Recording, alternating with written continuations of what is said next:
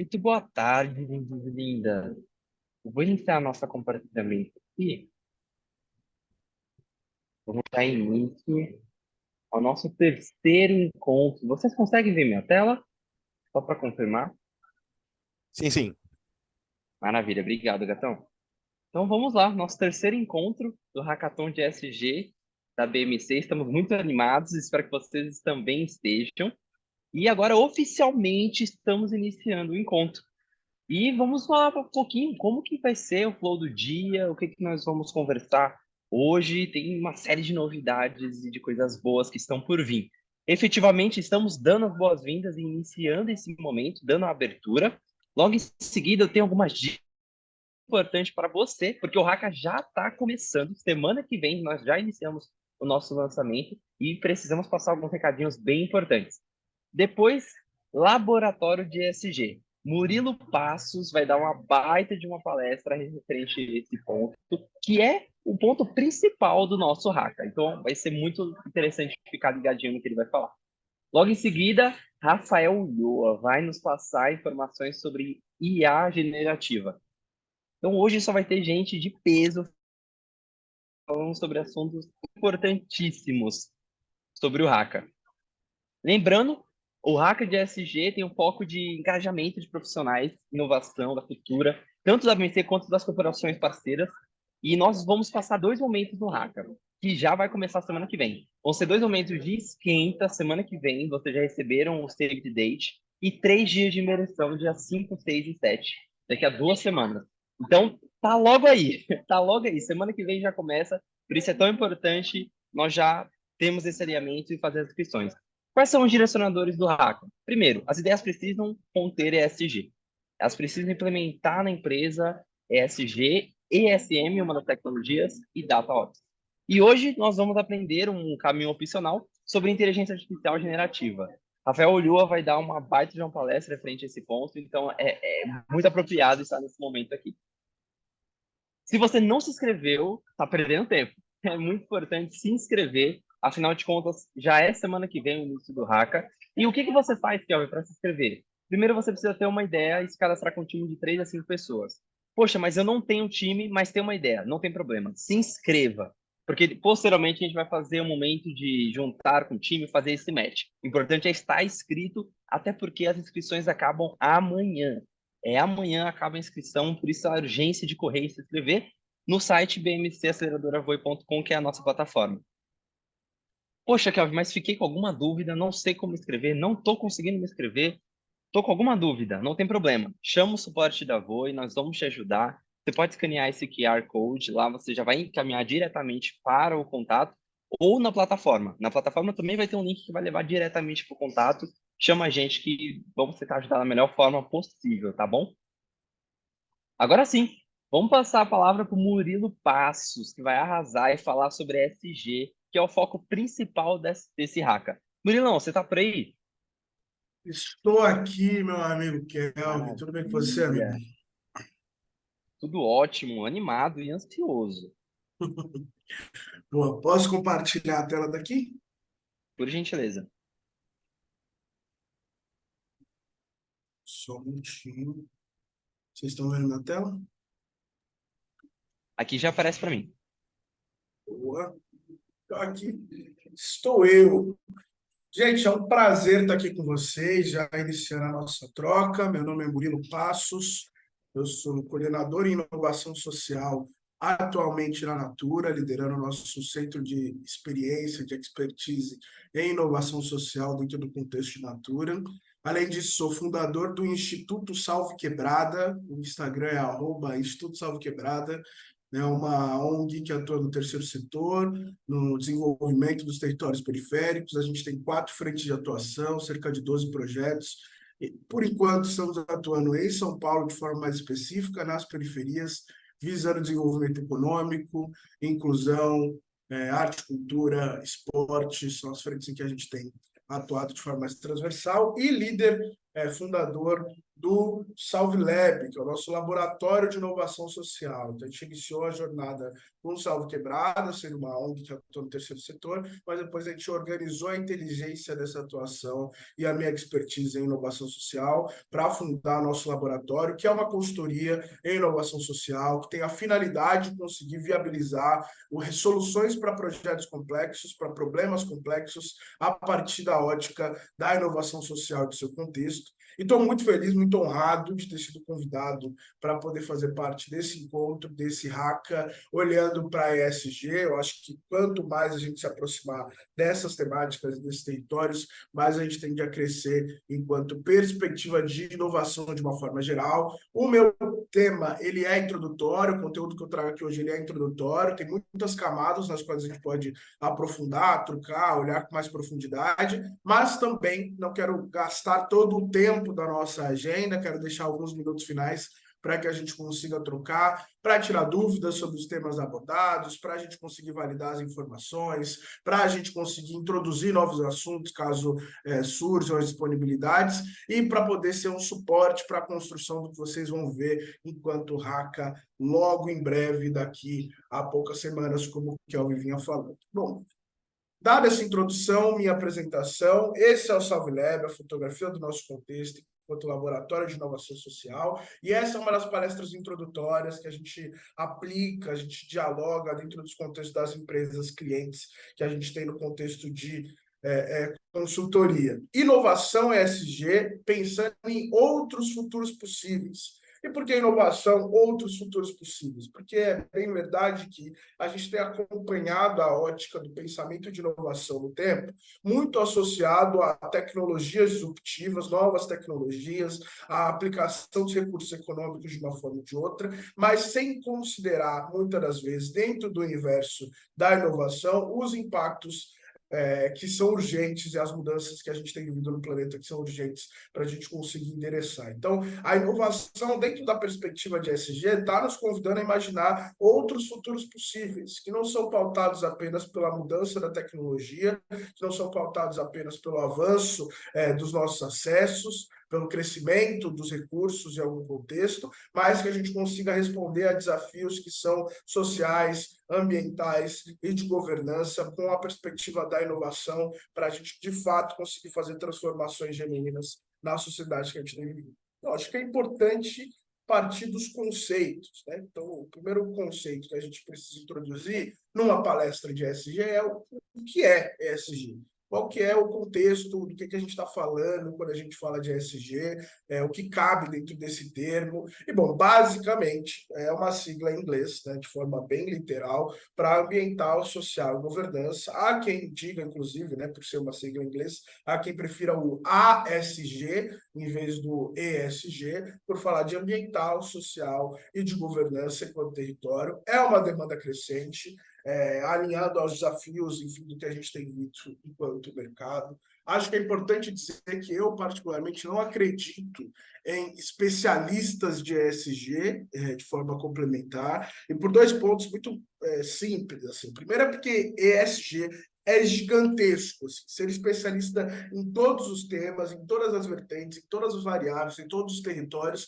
é, de fato, uma coisa que, para mim, soa um pouco desconectada da realidade. Então, essa é uma das premissas. Eu, particularmente, dentro do território de ESG, tenho especialidade, construído carreira, procurado aprofundar os estudos dentro da academia, fora da academia, em diálogo com grandes corporações, no território do social. E é por isso que eu lidero inovação social dentro da Natura, por exemplo. Mas a gente também tem inovação ambiental, tem inovação socioambiental, tem políticas de governança, que são práticas orientadas à mudança e ao impacto social positivo. Então, eu acredito numa abrangência. É um tema muito multidisciplinar, muito grande, e que demanda esses conhecimentos específicos dentro das camadas. E a segunda questão, pela qual eu particularmente não acredito em especialistas de ESG, é porque o tema tem se desenvolvido globalmente a partir da perspectiva das empresas olhando para isso de forma mais efetiva. Mas é um termo, é um território, né? Não necessariamente o termo,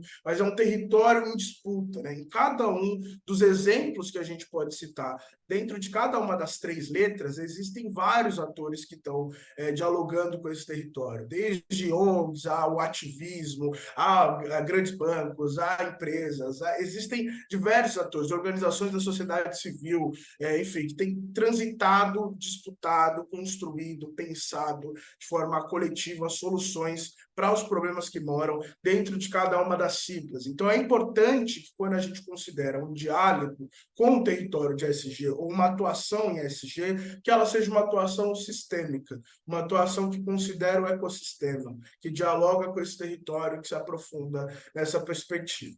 No ambiental, eu trouxe alguns exemplos do que a gente fala quando a gente está olhando para esse território de empresa, né? Então, a gente está falando da diminuição das emissões de gases de efeito estufa, a gente está falando do carbono, descarbonização, carbono neutro, carbono zero, todo esse mercado que se organiza a partir disso, gestão dos resíduos, né, do lixo, gestão de energia, combate ao desmatamento, preservação, conservação do solo, gestão dos recursos hídricos, conservação da biodiversidade. Mais recentemente, a gente tem falado de termos, né, que estão se popularizando, como justiça climática, né, que é sobre a gente avaliar os efeitos das mudanças climáticas a partir de uma ótica de justiça, dada a perspectiva de que grandes empresas ou pessoas muito ricas, né, elas emitem muito mais carbono do que pessoas em situação de vulnerabilidade, pessoas mais pobres e pessoas individuais, né, que não são necessariamente pessoas jurídicas. Mas quando os efeitos da mudança climática começam a se apresentar nos territórios que sejam, né, no mundo inteiro, não só no Brasil, eles afetam mais as populações que estão mais vulnerabilizadas e que necessariamente emitem menos, o que contribui menos para essa mudança, para esses efeitos de mudança climática. Então, justiça climática no território que tem crescido, tem estado em disputa dentro desse território. Fala-se já em regeneração enquanto um termo, né? Então, as pessoas falam, regeneração enquanto substituto de sustentabilidade. Não necessariamente, porque regeneração fala sobre, de fato, a gente conseguir regenerar os territórios, os planetas. É um termo quase autoexplicativo, mas que tem muita coisa dentro desse território, né? Então, por exemplo, quando a gente fala no território ambiental, em regeneração, a gente não está falando só de combater o desmatamento, de carbono zero, mas a gente está falando de territórios que antes eram floresta, deixaram de ser floresta pela atuação de empresas, indústrias do território, que voltem a ser floresta, para que a gente consiga retomar e reaver parte dos efeitos que a gente tem vivido enquanto mudança climática no contexto global. Então, isso da regeneração mora dentro do ambiental também. Enfim, eu estou dando alguns exemplos de cabeça para trazer a abrangência que esse tema pode ter dentro de cada indústria, dentro de cada um dos territórios. No social, a gente está falando de luta pelos direitos humanos, ou defesa dos direitos humanos, relações com a comunidade da empresa, né? Essa preocupação com todos os stakeholders, desenvolvimento das comunidades que estão em contato com a empresa. Na Natura, por exemplo, a gente fala de desenvolvimento das consultoras, a gente fala das comunidades agroextrativistas, né, que estão apoiando a gente na Amazônia para coletar os insumos para a produção dos produtos, a gente fala da comunidade de catadores em outro espaço. Então, essas comunidades, como é que a gente se relaciona? Como que a gente torna esse comércio cada vez mais justo, cada vez mais igualitário, gerando equidade dentro desses territórios? Enfim, a privacidade e segurança de dados está dentro do eixo de social também, né, do ESG. Acesso e acessibilidade, diversidade, equidade e inclusão. Eu tenho liderado nos últimos 2 anos, né, acabei de fazer a transição desse bastão, o painel de equidade racial da Natura. Então, o grupo de afinidades que organiza essa pauta e que debate essa construção. Ano passado, no mês de novembro, a gente lançou o nosso compromisso antirracista, está público para todo mundo ver, e é um compromisso 360. Não está limitado só ao território do RH, de maior contratação, de promoção e de maior representatividade de pessoas negras, mas está passando por produto, está passando por compliance, está passando pela relação com as consultoras, está passando por patrocínio, está passando por comunicação, porque faz parte do nosso eixo de atuação no social. Então, diversidade, equidade e inclusão também entra isso. Não só no público da equidade étnico-racial, né? Aqui eu estou falando da minha experiência, mas também da população LGBTQIAPN+, da população de mulheres, do etarismo, né? Que acessa pessoas mais velhas, das pessoas com deficiência, enfim, todos identidades, esses marcadores identitários que moram dentro do eixo de diversidade, equidade e inclusão. E um ambiente livre de preconceitos e discriminações também está dentro desse território, né? Assim,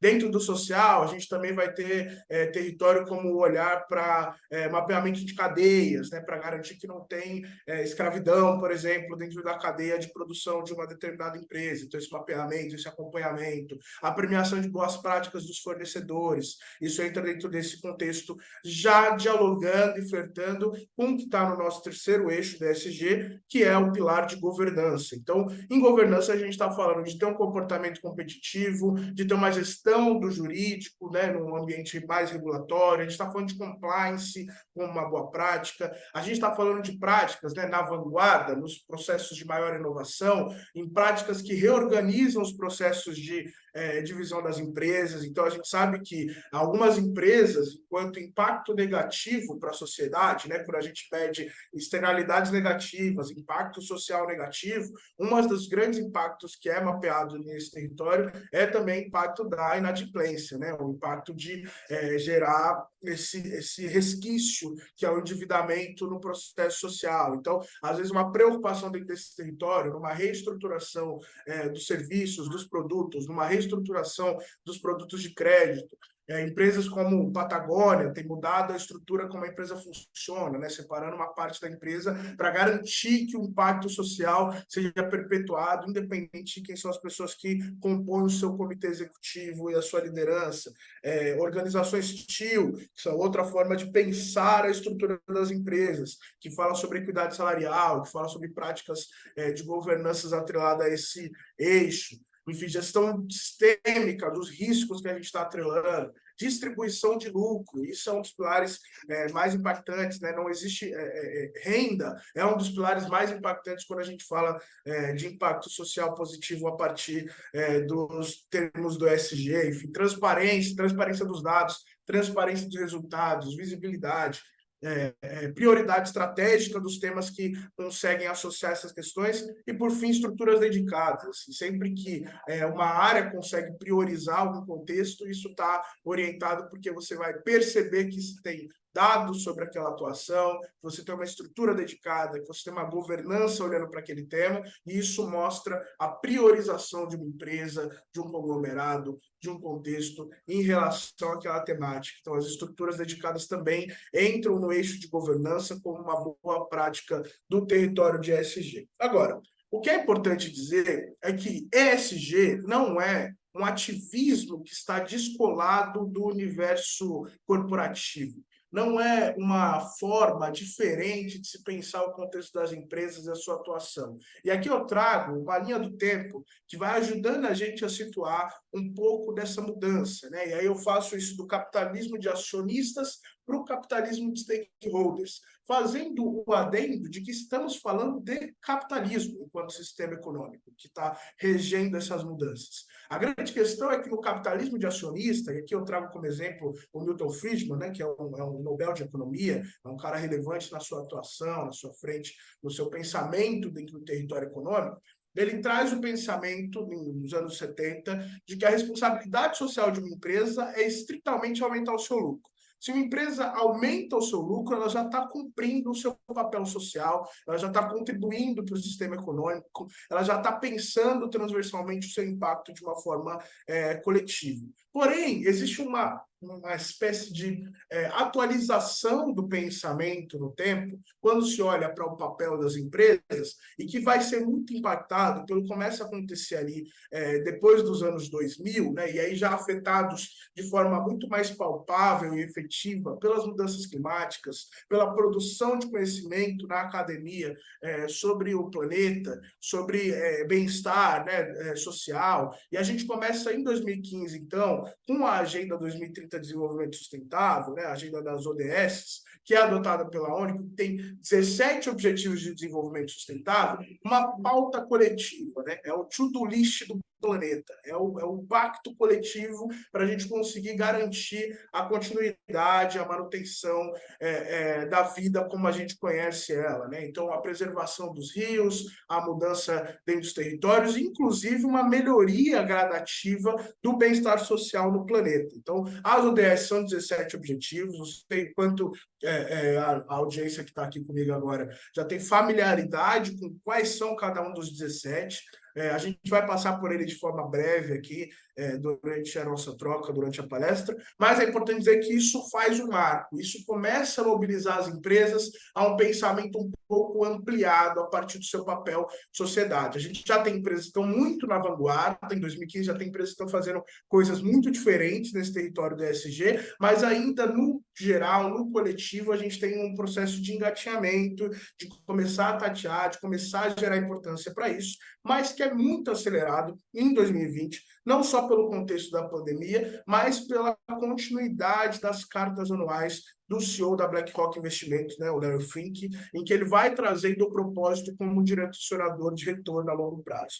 E esse papel do Larry Fink como um acelerador da mudança dentro do território corporativo é muito legal, porque a gente começa a pautar algumas perspectivas. Primeiro, de que sustentabilidade sempre existiu para as empresas. Antes, era mais considerado como um peso, uma obrigação, né? Então, as externalidades negativas eram consideradas como parte dos negócios. Então, a gente, inclusive, aprende, não sei se aprende ainda, né? Mas aprendia dentro do contexto acadêmico, quando se estudava administração, que a gente estava em busca do lucro, potencializando esse resultado e calculando externalidades negativas. Então, putz, uma indústria têxtil, para a gente conseguir gerar lucro vendendo roupa pigmentada, um pigmento diferente, uma roupa colorida, a gente precisa, como externalidade negativa, às vezes, poluir um rio, poluir um riacho, poluir um acesso a algum outro território, porque a gente não tem o adequado escoamento daquele resíduo, putz, isso faz parte do que está no cálculo. Inclusive, algumas vezes, calculando multa, né? Calculando, putz,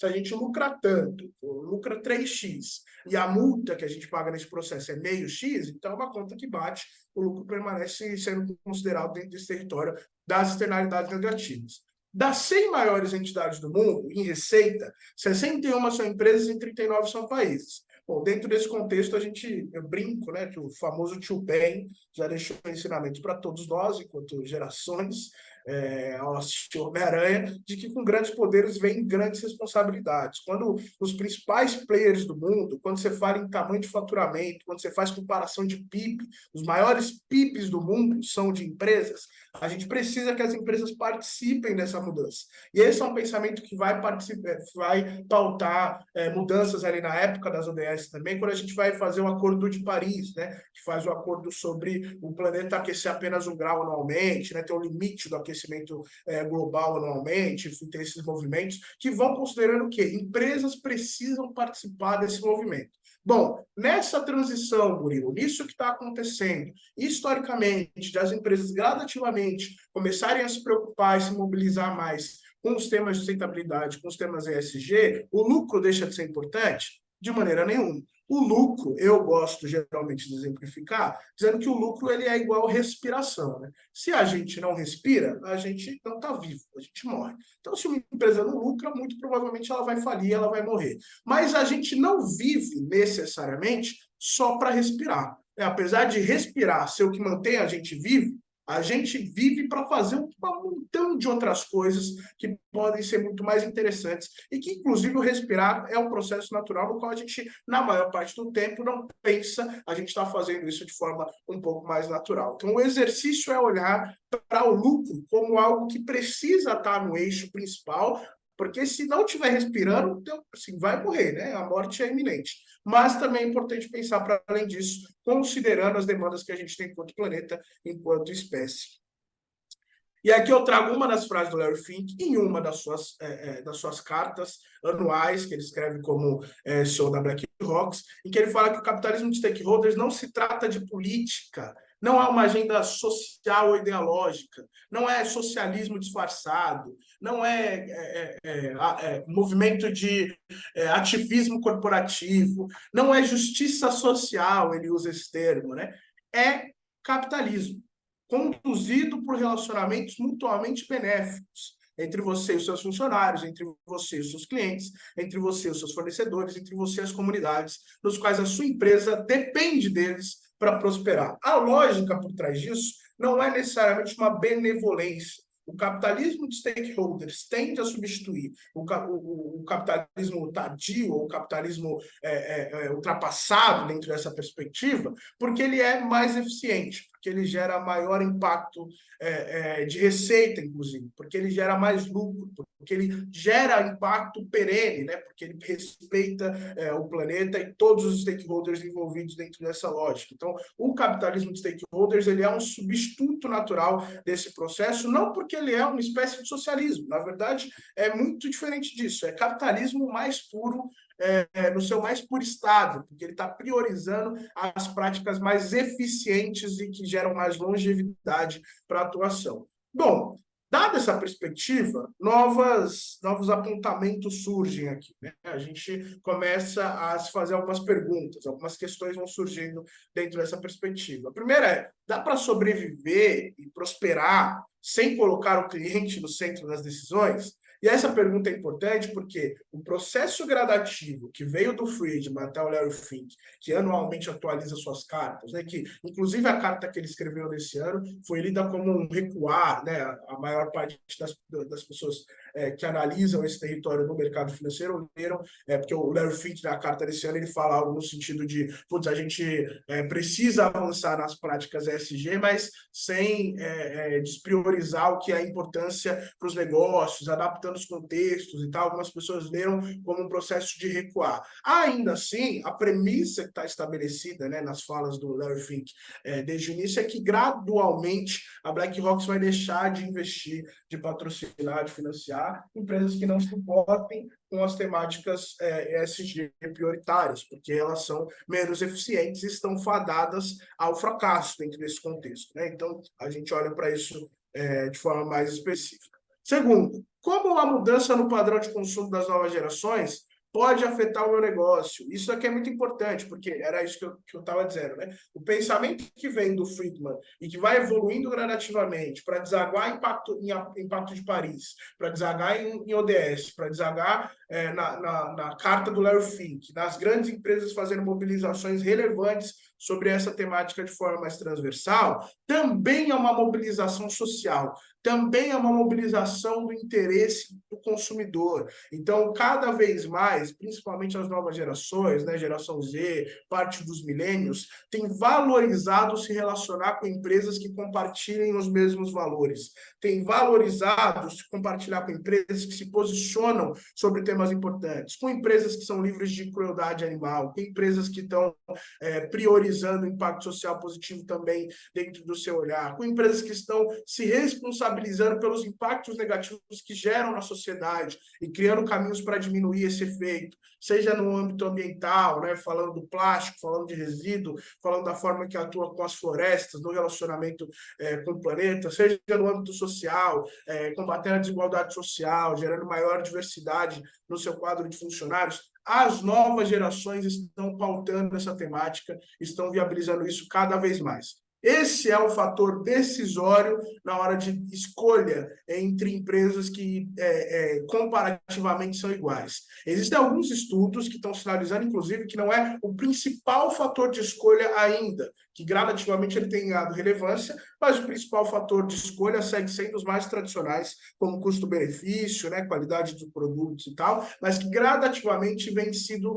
crescente esse diferencial competitivo na escolha de produtos, principalmente dos mais jovens, que em breve, muito em breve, vão receber uma fortuna gigantesca, né? Nessa transição de gerações, serão os principais consumidores, os principais investidores, as principais pessoas liderando essa temática, inclusive escolhendo onde querem trabalhar. Esse é um dado, esse é um conjunto de pesquisas, né, de pessoas que estão olhando para esse lugar de atração das empresas, que vai sinalizar que algumas pessoas, ou boa parte da nova geração, tem priorizado trabalhar em empresas em que eles encontram propósito, em que eles entendem fazer parte de algo maior e mais relevante para o planeta, do que empresas que pagam maiores melhores salários. Então, assim, ainda que no âmbito do consumo exista uma negociação maior dentro desse território, quando a gente está falando de atrair e reter talentos, isso pesa muito na perspectiva do colaborador. Mudar, aumentar o propósito, tornar atrativo a participação de um projeto coletivo, que está olhando para coisas maiores do que necessariamente só o lucro especificamente. E, por fim, o quão sustentável é que essa empresa prospere sem se preocupar com a comunidade que ela está inserida, né? Porque se essa comunidade é afetada, o negócio também é afetado, e isso torna esse efeito mais problemático. A grande lógica que está permeando isso daqui é a gente entender que negócios serão mais sustentáveis de acordo com a capacidade deles a responder a desafios socioambientais. A ideia é que a gente consiga olhar para desafios socioambientais e transformá-los em desafios de negócio, para que a gente consiga crescer os contextos de empresa a partir de responder às demandas do mundo.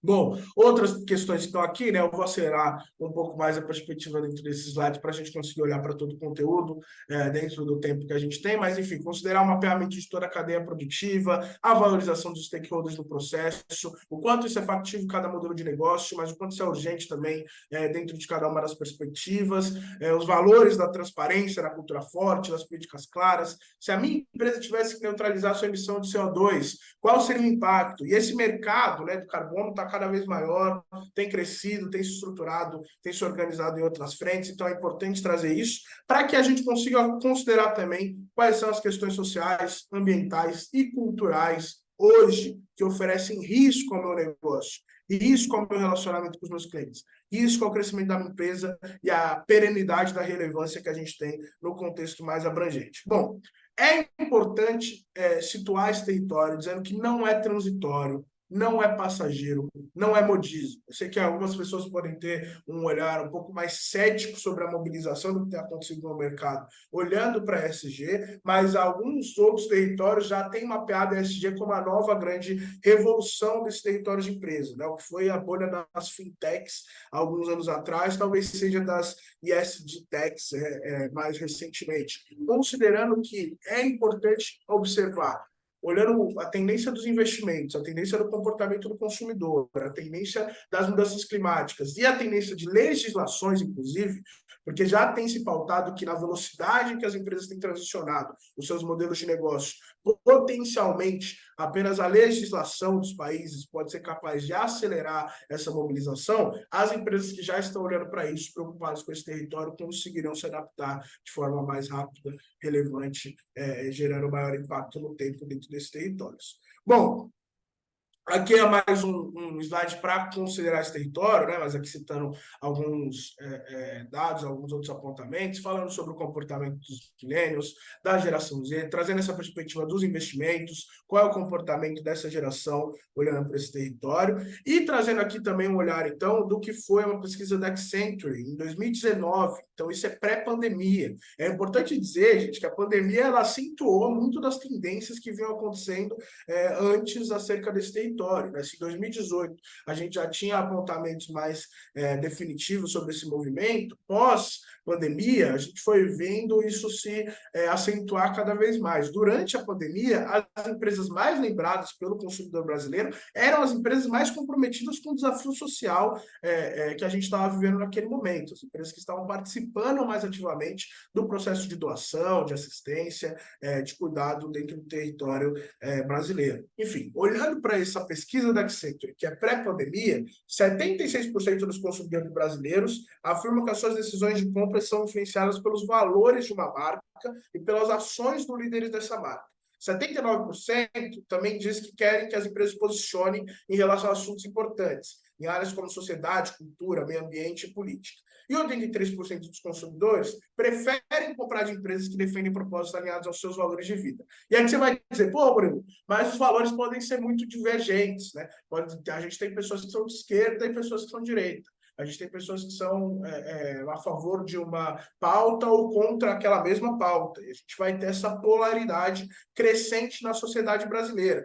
A gente vê isso se acentuando todo ano de eleição, né? A polaridade, a divisão em opiniões dos mais diversos territórios. Mas é importante ressaltar também que ESG não é uma pauta política ou politizada, não é para o território da esquerda ou da direita, é sobre o território da eficiência dos negócios e do diálogo com seus públicos. Então, é importante desmistificar esse apontamento. É por isso que aquela fala do Larry Fink é tão pontual, né? Quando ele diz que não é justiça social, não é outro modelo econômico, é capitalismo.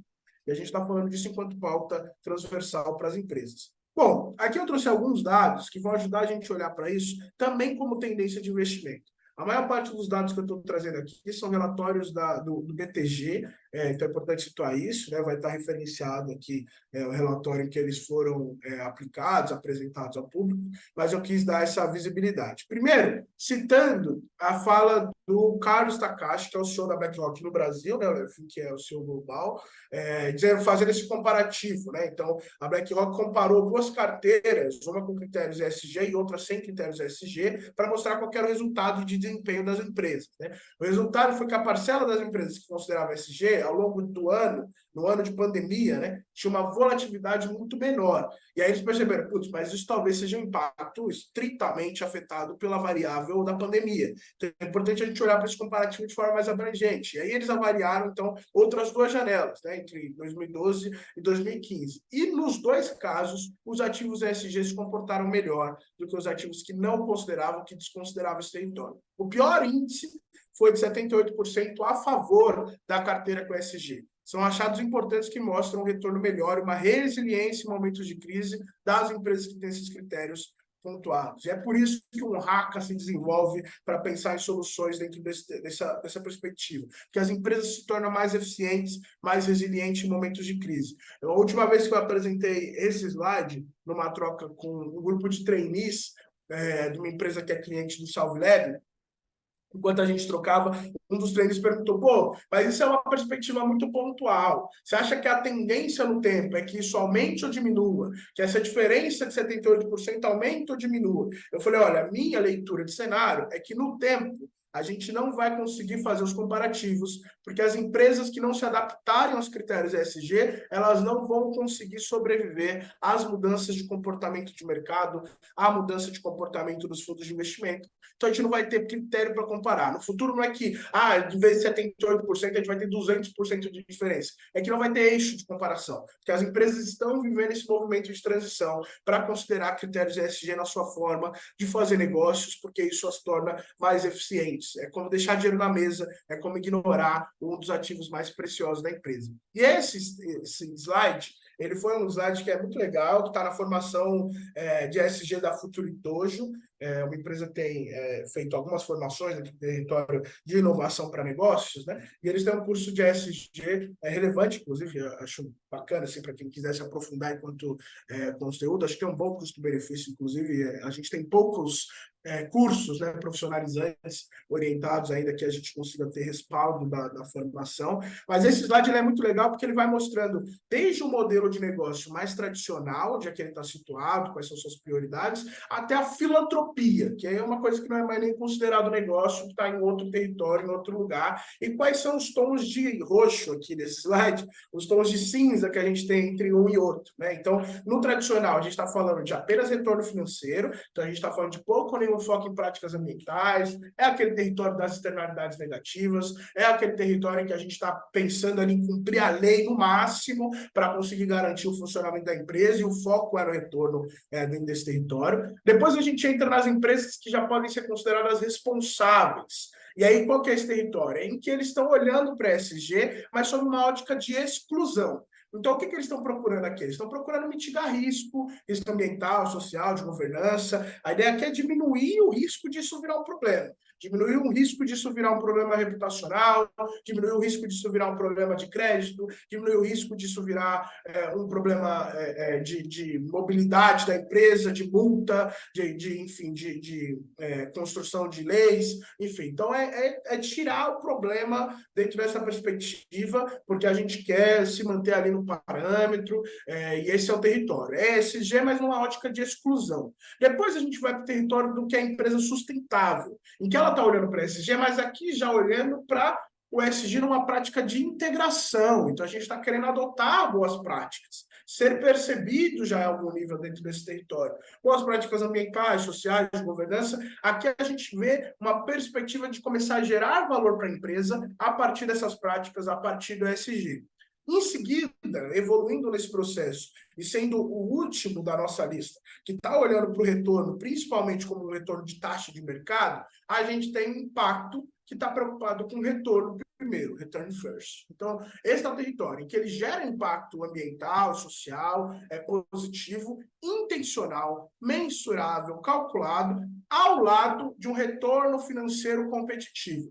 Dentro desse eixo aqui é o lugar onde eu particularmente situo uma empresa como a Natura, que está preocupada na sua atuação em gerar impacto positivo ambiental e social, sim, faz parte dos indicadores de PLR dos grandes executivos, faz parte dos indicadores de PLR das empresas, da empresa como um todo, é um critério estratégico de definição do olhar da empresa para os próximos anos, mas a gente está associado a isso, preocupado em gerar retorno financeiro competitivo. É uma empresa de capital aberto, é uma empresa que tem buscado sempre estar à frente, na vanguarda em relação às suas competidoras, é uma empresa que quer crescer financeiramente e gerar relevância dentro desse território. Então, é a primeira linha do impacto. A partir daí, a gente começa a falar de uma empresa que está olhando para o impacto, com impacto como prioridade. Então, ela está, às vezes, disposta, inclusive, a fazer concessões financeiras, concessões de resultado financeiro, em algum contexto, para priorizar um impacto positivo dentro do território ambiental ou social. Aqui estão empresas geralmente estatais, né, que negociam margem para esse território, banco de desenvolvimento, enfim, empresas do setor 2,5, né, empresas, negócios sociais, estão um pouco mais transitando entre esse eixo aqui do impacto primeiro como prioridade. E, por fim, a gente tem o eixo da filantropia, que eu imagino que todos conhecem, mas que é um território em que a gente está focado em gerar impacto social ambientativo, sem nenhuma preocupação com retorno financeiro, sem nenhum retorno financeiro, sem proteção de capital. Aqui o foco é só gerar impacto, que é o território das ONGs, que é o território da filantropia, da doação dos institutos de atuação. Cada um desses territórios tem sua importância, tem sua valoração, mas existe a necessidade da importação de um pensamento estratégico para as empresas e para o território dos negócios, né? Então, aqui tem um comparativo, né, da indústria da gestão dos recursos financeiros. Esse é um comparativo, você vai ver o eixo aqui, né? É um dado da Capital Reset, que vai mostrar no azul escuro a quantidade de empresas que são totalmente ESG dentro, compondo os portfólios e as carteiras de investimento indicadas, então focado nesse território, e as empresas que não têm ESG comparado por período, né? Então você vai ver que ali em 2019 a gente começa a ver uma leve transição, as carteiras de investimento elas começam a transicionar um pouco mais para empresas que consideram ESG. Isso se afunila muito, se aprofunda muito em 2020, provavelmente o fator da pandemia, provavelmente o fator da mobilização dos fundos de investimento, e depois a gente vai ver essa curva voltando a um processo um pouco mais tradicional, né, com uma crescente das empresas não ESG também indicadas dentro do território das empresas, mas com uma manutenção do crescimento das empresas ESG enquanto sugestões. Então, esse é um dado da Capital Reset que ajuda a gente a olhar um movimento do mercado financeiro para esse território.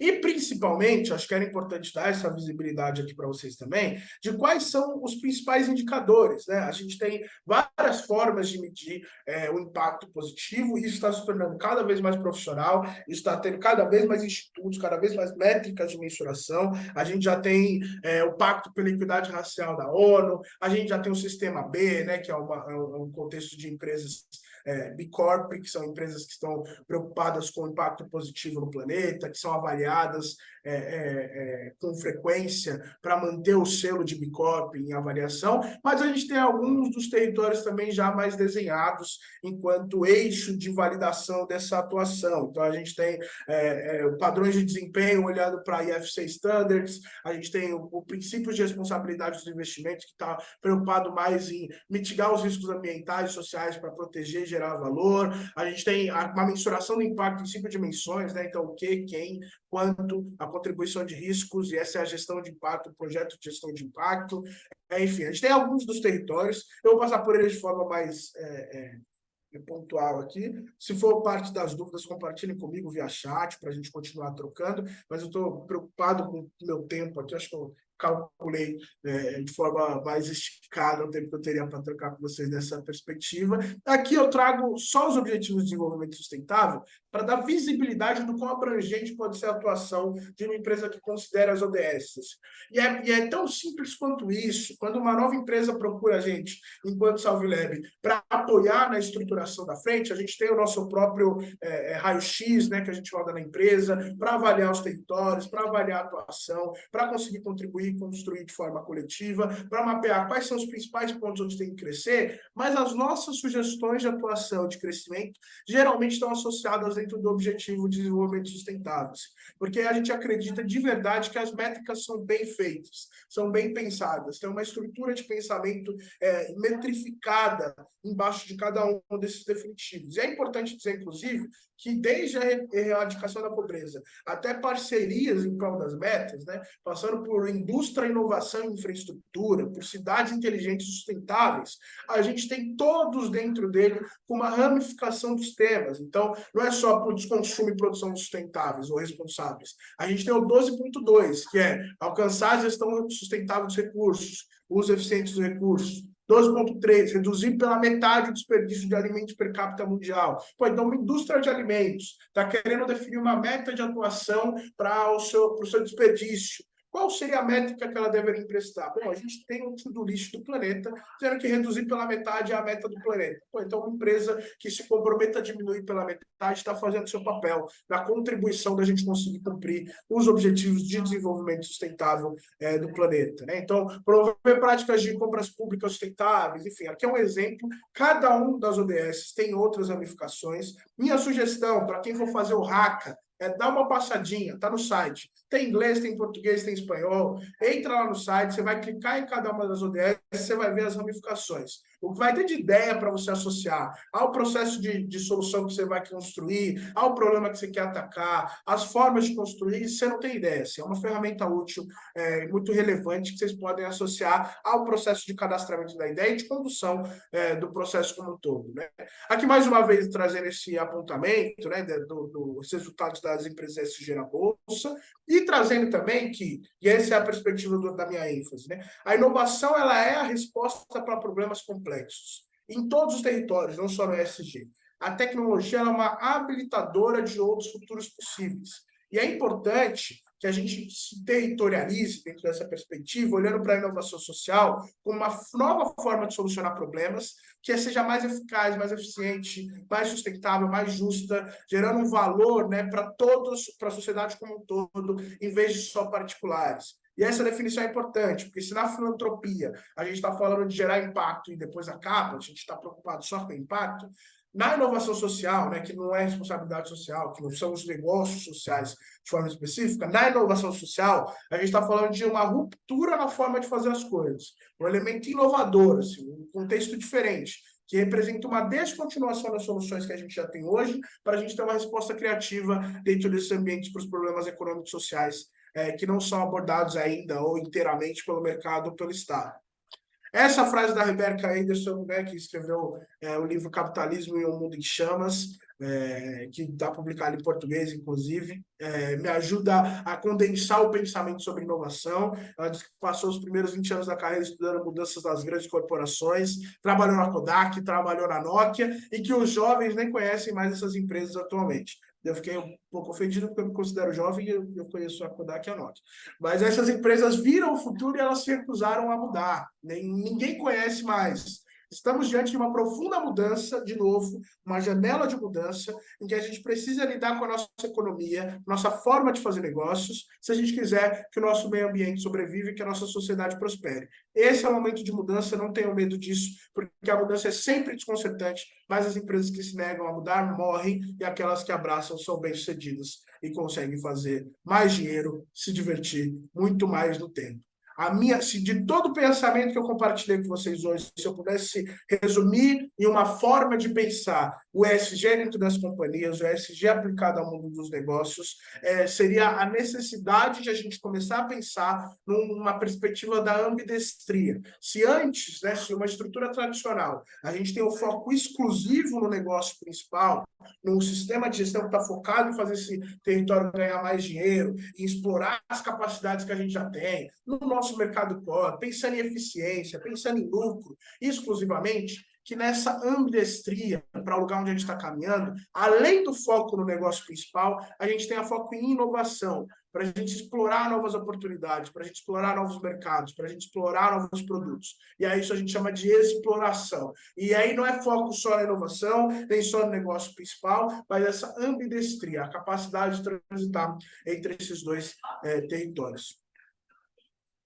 Por fim, então, aqui minhas conclusões sobre essa perspectiva, pensando em que a gente está nessa janela de momento de uma revolução no território da sustentabilidade, de um nascimento de inovações que estão atreladas à regeneração, nascimento de inovações que estão atreladas à eficiência dos negócios e à governança. ESG vai ser a nova realidade, seja pelo princípio das empresas, seja pela pressão dos acionistas, pela pressão dos clientes, dos funcionários, pela pressão da sociedade. ESG vai ser a nova realidade. As empresas que não se adaptarem vão ter muita dificuldade de captar recurso, de atrair e reter talentos e de vender os seus produtos e serviços. É importante uma mobilização nesse pensamento. O Haka está a serviço disso e existem muitos outros movimentos que estão pensando na forma de a gente se adaptar. Por fim, na parte ambiental, as empresas terão que adaptar os seus processos para reduzir o impacto. Novas empresas que buscam solucionar problemas ambientais vão emergir. Tem startup pensando em carbono para caramba. Tem startup construindo o sistema regenerativo agroflorestal para caramba. Está nascendo, está crescendo, é um ecossistema que vai se fortalecer e que vai mobilizar muito dinheiro aí. Na parte social, é importante ter foco no cliente. Tem que ter parceria com o fornecedor e retenção de talentos ser essencial, olhando para toda a cadeia, pensando de forma transversal. Inovar ou morrer. A inovação não vai acontecer em um ambiente tradicional. E a governança ela continua sendo fundamental para garantir o bom funcionamento de uma empresa, a integridade, a ética, a execução da estratégia, ter time especializado, segurando os valores e a cultura. Por fim, ESG pode simbolizar um grande risco. Não pode. É um grande risco para alguns, mas também apresenta uma enorme oportunidade para os outros, para a grande maioria que vai se mobilizar nessa transformação e nessa mudança. Por fim, há 740 startups brasileiras que estão no território de ESG, 267 estão na vertical social, e são dados da pesquisa da Distrito, tá? São dados de 2021, inclusive, já faz 2 anos desses dados. Eles devem ter crescido muito, mas foram os mais atualizados que eu encontrei. 257 ambientais, 216 na categoria de governança corporativa. Os investimentos em ESG estão divididos em social, com quase 700 milhões, que mobiliza 70% dos investimentos, governança com quase 200 milhões, com mais de 200 milhões, e ambiental com 81 milhões. E, por fim, 90% de todo o volume investido em ESG, em habilitadores de ESG, né, em ESG enablers, foi entre 2019 e 2021, ou seja, uma crescente da mobilização de recursos e de dinheiro de 2019 para cá, de 2018 para cá, que vai desenhar essa revolução que a gente tem visto no território da sustentabilidade. Gente, eu gastei mais tempo do que eu gostaria, queria ter a oportunidade de troca dentro dessa nossa perspectiva. Acho que cabe ainda uma ou duas reações, talvez uma ou duas perguntas, mas eu queria deixar o meu desejo para que amanhã não seja só um ontem com um novo nome, que a gente se mobilize nessas transformações e desejo do fundo do coração que esse Haka seja muito proveitoso e construir inovações que ajudem BMC, seus parceiros, enfim, todo o ecossistema a evoluírem e avançar rumo a uma empresa e a um ecossistema de impacto eficiente. Muito, muito obrigado, em nome do Salve Lab, muito obrigado como pessoa. Valeu, Murilão. Excelente. Justamente um dos pontos principais do nosso Haka, ESG. Valeu, Murilão. Foi ótimo poder ver o que que é, como que a gente consegue aplicar isso no dia a dia e até mesmo dando spoiler para como aplicar as ideias do Haka com ESG. Sensacional, Murilão. Obrigado. E agora, para fechar com chave de ouro e continuar nessa linha sensacional que já vai vindo, Rafael Ulloa. O palco é todo seu, meu querido. Olá, vocês já estão vendo minha tela? Por Já, sinal, já consigo ver aqui. Perfeito. Murilo, muito boa apresentação. Eu até anotei um termo-chave aqui que eu amei. ESG, Eficiência nos Negócios. Isso é um excelente retrato do que é ESG. Então, eu particularmente amo ver exemplos, ver coisas práticas para ajudar a sedimentar e ver, ok, como é que eu aplico isso na minha vida? Então, eu amei sua lista ali. E eu tô convicto que o pessoal que está assistindo vai ter novas ideias baseadas no que você apresentou. Tem muito espaço, o solo é bem fértil. Muito obrigado, amigo. Tamo junto. Então, vai lá, pessoal. Sou Rafael Ulloa, sou um Solution Engineer da BMC e um grande entusiasta desse tema que eu vou falar com vocês agora, que é a IA generativa. E como isso pode ser importante para vocês, como pessoas e como parte do seu projeto aqui do Haka. Que tem muito potencial aqui, que vocês podem usar isso para alavancar suas carreiras também. E óbvio que vem a primeira pergunta de, tá, que raios é IA generativa? Algumas pessoas podem já saber, já imaginar, mas para normalizar isso, o melhor exemplo que nós temos, ChatGPT. Popularizou nisso esse ano, mas a tecnologia já existe há bastante tempo. E eu, ah, junto com várias outras pessoas, eu também fui nele e uso ele até hoje para pensar como é que eu mando mensagens de aniversário para aqueles colegas que eu não converso há muito tempo. Ele é fantástico porque eu consigo ir navegando com ele e ele vai conversando comigo e vai me ajudando a montar essa mensagem, a falar com aqueles parentes que a gente quase nunca conversa. E eu uso ele para revisar e-mails, entender cláusulas de contratos. Tive até um caso recente de problemas com o meu contrato com o meu carro, com a minha seguradora, que eu não estava entendendo exatamente o que estava incluso e o que não estava. Usei o ChatGPT para parsear ele e colocar em uma linguagem mais humana para eu compreender o que estava acontecendo. Tem até um colega, um amigo, que ele começou a usar o ChatGPT para dar suporte de TI para a família dele.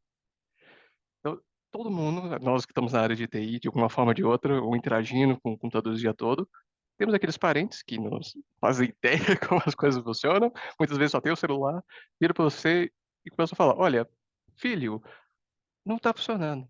Aí você fica tipo, tá, mas o que que não está funcionando? Ah, ele faz um barulhinho. Aí o que que esse colega meu faz?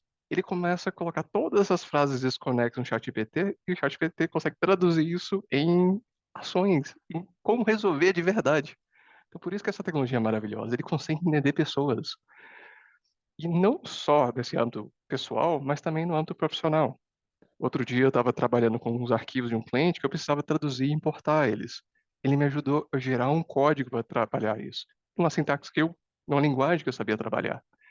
Então, ele ajuda tanto no lado profissional quanto o lado pessoal quanto o profissional. Então, o uso consciente dele tem me ajudado a ser um profissional muito melhor. E até um filho melhor também. E na apresentação que a Fabi fez na semana passada, ela falou de data ops, como sua malha de dados, como você pode usar essa conexão de dados dentro do seu projeto de inovação do Hacker. Então, isso que eu estou te falando para vocês de IA generativa, ChatGPT e tem N outras combinações, pode fazer parte do seu projeto. E lembrando, ele só precisa fazer parte da ideia, você não precisa programar todo ele. Então, e dentro da sua ideia, se tiver uma sequência de passos de eu vou receber uma informação, vou trabalhar ela e vou levar para algum lugar, IA generativa é mais uma caixinha dentro desse desenho. Você não precisa remodelar tudo. Você pode usar esses enormes potenciais que ele tem, seja para interpretar o que o usuário está falando e trazer para o seu modelo de dados, quanto a sumarizar, representar isso de uma forma mais amigável. E para quem não quer olhar para o código, que a Nevale apresentou mais cedo essa semana, a ideia de usar post-its, pensar no seu processo de negócio. Olha, essa minha interação com o usuário, isso acontece, isso é importante e tudo mais. E a generativa pode ser um post-it dentro desse desenho. Novamente, vocês não precisam entender toda a tecnologia. O importante é saber o potencial dela, como encaixar na sua ideia e aumentar o valor potencial dela. E assim aumentar suas notas na avaliação final também do Hacker.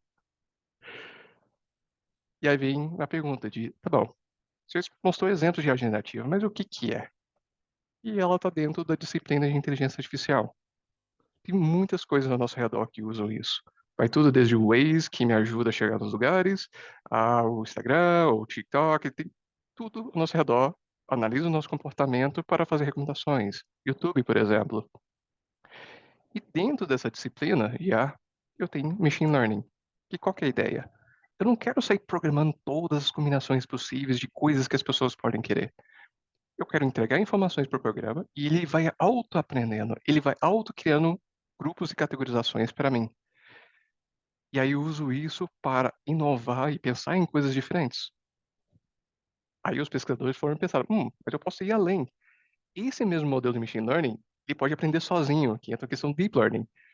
Ele acha os padrões sozinhos e retroalimenta para ele ficar cada vez melhor. Que aí já está ficando bem parecido com a nossa interação com o ChatGPT. Só que IA generativa está dentro disso ainda, porque ele não só não precisa ser programado explicitamente, como ele também aprende e gera coisas novas, que aí vem o nome IA generativa, para você. Então, você entrega um contexto para eles, ensina eles, pega um contexto, e ele, de forma, tem um modelo estatístico por trás, mas ele analisa e dados e contexto, ele gera o que ele imagina que você espera em sequência. E como vocês viram nos exemplos anteriores, não só uma palavra, todo o texto, toda a sequência, todo o diálogo que pode acontecer. E aí, só para ilustrar qual que é o tamanho desse potencial, quanto que o mercado está falando, olha, isso é legal, e não é só eu falando isso também, crescimento anual. Já tem pesquisas falando que até o final da década, em média, todos os anos vai aumentar 22% o tamanho desse mercado de IA. IA generativa, que é uma caixinha dentro de toda essa disciplina de IA. Ele vai representar mais do que metade do final da década. E tem tanto potencial que tem pelo menos 63 empresas ofertando produtos de IA generativa, em combinações diferentes, que eu vou até falar mais para frente para vocês, que as empresas estão explorando. E é por isso que esse tema está no Hacker.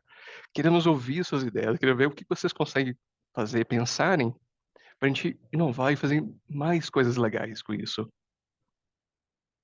Ok, como funciona? E a analogia aqui é o cérebro humano. Nós temos neurônios, com nossas experiências de vida, nossos pais nos educam, vamos para a escola, vamos para a faculdade, vivendo, a gente vai aprendendo e vai absorvendo conhecimento. E nosso conhecimento fica nos nossos neurônios, em termos de IA generativa, chama parâmetros, que basicamente são as manivelas que ele vai regulando. E ensinamos essa IA da mesma forma que as pessoas são ensinadas, e ele vai auto-montando essas ligações dos neurônios. Falando, olha, quando isso vem, ativa mais um lado, ativa mais do outro. E a combinação dessas ativações que gera o resultado. Ao ponto de que, se eu falar manga para ele, eu consigo usar essa tecnologia para gerar uma imagem inovadora, nova, nunca antes vista de uma manga. E esse aqui é um exemplo com o Bing, usando o DALL-E, que ele interpreta o que eu falei, a palavra que eu falei, traduz isso numa imagem para gerar isso. E ele foi treinado com centenas de milhões de imagens diferentes, com título, isso é uma manga, isso é um pé de manga, isso é uma roupa, e por aí vai, com 3,5 bilhões desses neurônios. Então, para referência, o cérebro humano tem cerca de 65 bilhões. Aqui a gente está falando de 3,5. Então, tem um grande potencial de deixar esses sistemas ainda mais inteligentes, ainda mais interessantes.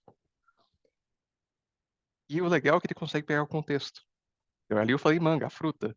Mas se eu colocar manga de roupa, ele já entende. Opa, mudou o contexto. Eu tenho que gerar uma outra imagem para você. E por aí vai. E todas essas combinações diferentes podem ser texto para código, código para vídeo, enfim. Por isso que tem tantas empresas, centenas e centenas de empresas trabalhando com isso. E por isso que queremos ouvir as suas ideias. Que tem N formas, N coisas que podem ser feitas. Eu posso ter uma interação com o usuário via áudio que vira texto, e esse texto gera uma tarefa automática para alguém atuar e ajudar esse usuário. E pegando mais um exemplo prático, eu uso o Google desde que o Google foi lançado, que tinha, acho que nem sei se dá para chamar de HTML naquela época. Tela branca, barrinha de pesquisa, era só isso. Para meu Google está extremamente refinado ao longo do tempo, a habilidade de saber palavras-chave de como pesquisar. Mas mesmo assim, IA generativa me ajuda e eu tenho usado cada vez mais ela para pesquisar. Porque nunca é a primeira pergunta que eu coloco na pesquisa na internet. São as próximas perguntas, o aprofundamento que eu quero fazer. Agora imagina isso sendo aplicado para achar aquela documentação perdida que ninguém mais na empresa sabe que ela existe. Entender as coisas de uma forma mais humanamente amigável. Que aí volta para o potencial mais amplo. Com IA, que nós já usamos, como eu falei o exemplo do Waze e outros aplicativos, a gente usa ele para fazer categorizações automáticas, usar machine learning para saber quais são as bandas normais, qual que é o horário que tem mais trânsito, quais são as anomalias, qual que é a causa raiz. Isso a gente já usa. E IA generativa é a expansão disso. Pegar todo esse contexto, pegar a interação com o usuário para recomendar ações, ter um engajamento mais humano com as pessoas, ter um diálogo, como se fosse um colega de trabalho do seu lado ali, te aconselhando, te auxiliando nos seus desafios do dia a dia, te ajudar a ser mais preditivo, mais inteligente no seu trabalho. E, obviamente, toda tecnologia tem seus desafios. Então, é legal que o Murilo deu uma visitada em vários temas associados a coisas que são relevantes para nós aqui, principalmente estamos falando de um hackathon de ESG. E IA generativa tem três principais desafios nessa temática. Tem questões de ética, tem questões de alucinações e privacidade. Ética. Toda tecnologia gera um certo impacto. Sempre tem algum impacto. Máquinas a vapor, muitas pessoas perderam emprego. Mudou como é que a economia funcionava. E aí dá para imaginar N outras tecnologias que geram impacto. Isso vai gerar um impacto. Como que a gente consegue mudar a ótica aqui, ser uma voz ativa no uso dessa tecnologia para ela não ir contra a sociedade, mas sim a favor? Não ter preconceito, não ter vieses errados de treinamento. A gente vai tratar mal as pessoas, que vai diminuir a qualidade, o conforto que nós temos no nosso próprio trabalho. Que tem tudo a ver com o próximo ponto, alucinações. Somos pessoas. Pessoas são falhas. Nossas informações são falhas. E, por consequência, as coisas que nós fazemos podem ter erros. Então, se você treinar toda a IA com informações incorretas, incompletas, sem contexto suficiente, ele pode gerar informações incorretas, que no termos de IA generativa chama alucinações. Ele imagina coisas, mas não é que ele imagina, ele teve uma associação, ele teve uma educação que levou ele a essa conclusão. Podemos ser melhores que isso, podemos ajudar a gerar resultados positivos. E o último ponto é a privacidade. Nem todas as informações que tem numa empresa são deveriam ser de amplo acesso. E esses modelos aprendem sozinhos. E tem informações como de holerite, folha de pagamento a fornecedores e outras informações que são protegidas até por lei, que não podem ser espalhadas. Tem segredos da companhia que não pode sair. Como gerir isso? Como usar o melhor potencial sem violar essas, essa necessidade, essa privacidade das pessoas da empresa? Então, tem esse desafio para vocês pensarem como tratar esses pontos dentro do ESG. E o legal é que quando a gente olha para o ponto de vista de diversidade, equidade e inclusão, IA generativa já está sendo visto como positivo, diferente de outras coisas que sempre geravam impacto negativo. Ah, computadores, puxa, um monte de gente perdeu o emprego. Aqui não, aqui já estão vendo sinais que ele reduz a inequidade. Tanto profissionais júnior quanto profissionais sênior conseguem tirar proveito de IA. Os dois conseguem ser mais rápidos, os dois conseguem entregar com mais qualidade, acelerar o processo de aprendizagem e onboarding na companhia. E da mesma forma, isso pode ser aplicado para os seus clientes, eles podem ter uma experiência muito melhor. A BMC, como exemplo, usa IA dentro dos nossos produtos como dois hemisférios de um cérebro. Que aí, na prática, são dois motores diferentes, sendo que foi treinado com informações públicas e o outro treinado com seus dados, a sua realidade, as verdades para a sua empresa. Como o seu RH funciona, como o seu financeiro funciona, como suas operações funcionam, usando seus dados, suas bases de conhecimento, seus chamados, seus logs, suas métricas. E tudo isso com isolamento de segurança. Para a gente falar, olha, aqui só esse time pode ver, aqui outro time não pode ver. Por quê? Por questão de segurança, privacidade e em outras razões. E também não somos limitados só ao nosso modelo. Traga outros. Tem centenas de outros. Tem muita coisa legal que pode ser feita. E aqui a gente volta para o Hacker. Quero que vocês vão além. Eu estou dando todos esses exemplos que eu quero potencializar as suas ideias. Tem muita coisa legal que pode ser feita. Igual eu falei logo no início, Vocês não precisam ser especialistas, não precisam saber como programar, fazer toda a integração. O importante é verem o potencial para encaixar na sua ideia e pode ser, novamente, tão simples quanto uma caixinha dentro dela. E depois o Haka, e a generativa te ajuda a programar. Você consegue perguntar para ele, ó, como é que eu integro? Ele te dá exemplos. Você consegue conversar com ele ao vivo. Ele consegue te codificar, te ajudar a codificar isso. E por isso que eu tô te falando, não se preocupe. Ele te ajude depois. E tem N APIs lá fora. Então, e a OpenAI está tendo um certo reboliço porque está tendo uns problemas com a liderança da companhia.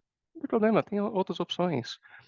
Protea, por exemplo, aqui do lado direito, ele consegue gerar imagens a partir de texto. Eu tenho geração de áudio a partir de texto. Tem N combinações, tem muita coisa legal que vocês podem fazer. Explorem isso, pensem como isso pode encaixar no seu projeto. E depois como vocês podem aproveitar isso going forward, restante da sua carreira. Como que vocês podem ser profissionais melhores, pessoas melhores usando isso. Usem a tecnologia a seu favor.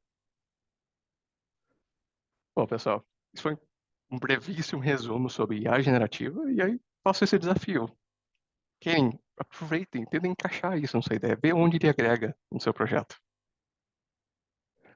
Bom, é isso, pessoal. Muito obrigado e eu desejo para vocês um ótimo hackathon. Maravilha, Rafa. Eu acho que eu me identifiquei muito com essas suas frases iniciais, quando minha mãe principalmente pede alguma ajuda, eu falo, mãe, eu sei quem pode te ajudar. ChatGPT, ele vai me ajudar para te ajudar. Então, Para mim, realmente, nem adianta eu falar para ela. Então ela vai fazer, ela me passa, eu coloco e já devolvo a resposta. é verdade. Boa, mais eficaz ainda. Maravilha, Catão, foi ótimo. Exatamente uma das ferramentas que nós vamos ter no Haka e que foi muito, muito bem esmiuçada, Rafa. Ficou ótimo. Então, vamos para os recadinhos finais. Rafa, você consegue só descompartilhar para eu poder colocar a minha, por gentileza? Muito Prontinho. obrigado. Vamos para os recadinhos finais. Bom, como vocês observaram, já consegue ver minha tela? Eu já. Show, Bem, tá obrigado, carregando a Rafa. apresentação. Perfeito. Obrigado. Nascemos para causar, queremos causar com vocês no Haka. E por isso, quais são os próximos passos? Se inscrevam. As vagas são limitadas. Já está acabando a inscrição e o Haka tá aí. Vai acontecer semana que vem, tá? Já vai começar. Por isso é extremamente importante se inscrever. Lembrando, se você ainda não tem um time completo, mas tem uma ideia, se inscreva. Nós vamos posteriormente fazer o match de times e vamos ter esse momento de conexão. Por isso, para ficar muito claro, as inscrições acabam amanhã. E como que faz para escrever? É só ir na plataforma da Voi, bmc.aceleradora.voi.com. É muito importante se inscrever e fazer isso o quanto antes. As vagas são limitadas, já está acabando e o Haka está logo aí. Mas se surgir uma dúvida, chama a gente no suporte por meio do QR Code ou por meio do link que já está na plataforma. A gente vai te atender da melhor forma possível para te ajudar no seu problema, porque nós queremos causar todo mundo junto, aproveitando tudo isso que a gente já tem aprendendo juntos nas palestras e nos momentos que estamos passando. Já tem uma pergunta aqui. Gente, A claro, inscrição vai amanhã Catão, até que horas? vai até amanhã às 23h, 23h59. Então, até amanhã, 23h59, vocês conseguem se inscrever. Se você perdeu os outros momentos que nós já tivemos, que também tiveram assuntos importantíssimos e que vão servir para o Haka, não se preocupa, porque vai estar disponível na plataforma, assim como esse momento que nós estamos tendo agora. E isso é Haka, isso é BMC, isso é Voice em Asa. Vamos causar e se preparar, porque o Haka tá batendo na porta. Um beijo, gente. Foi um prazer ver todos vocês.